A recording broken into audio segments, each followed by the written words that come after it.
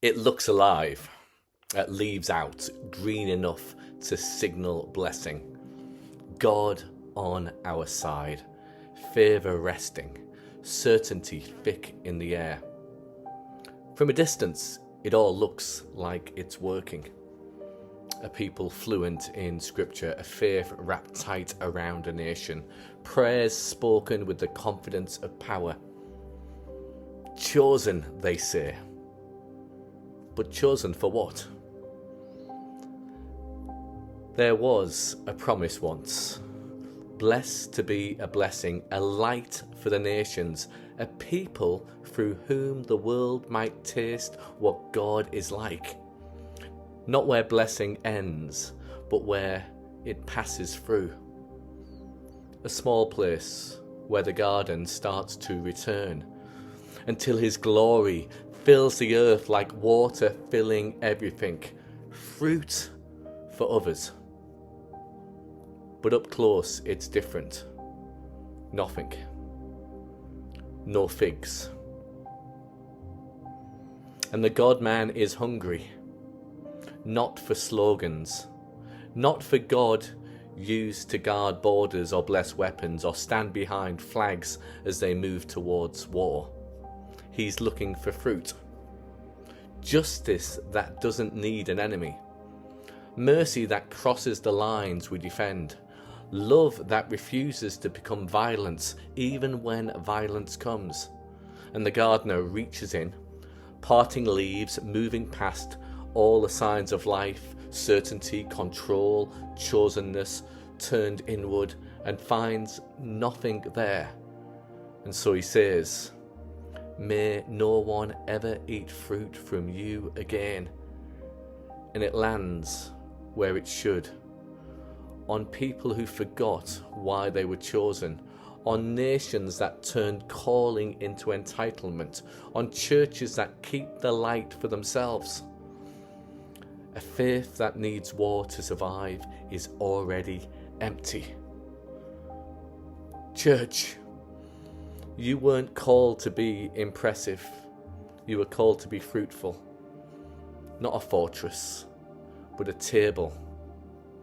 Not a banner, a light. Not a tribe set above others, but a people through whom blessing moves. When you pray for victory more than peace, when your theology has room for enemies but not enemy love, when your God starts to look more like a general than a crucified man, something has gone wrong. Leaves without fruit. The prophets, they saw this coming. A vineyard carefully kept that still produced something no one could eat. God looking for justice and finding blood, looking for righteousness and hearing cries. From a distance, it looks like revival, but up close, hunger. And he's still looking, still hungry for something real, not dominance, not control, fruit. Something the poor can actually taste, something the outsider can walk into. Something that looks like enemies being embraced without conditions. Light that helps you see where you're going. Because the kingdom he brings doesn't move like that.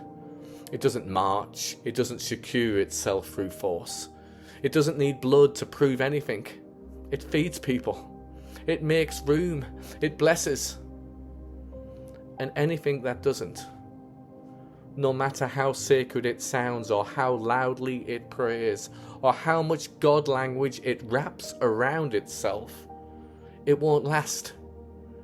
It withers by morning, roots and all. And still the gardener, he keeps going towards the cross, where the true Israel stands.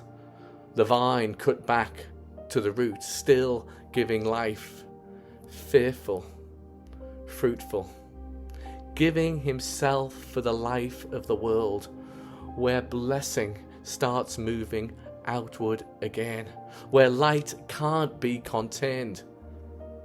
So the question is still there.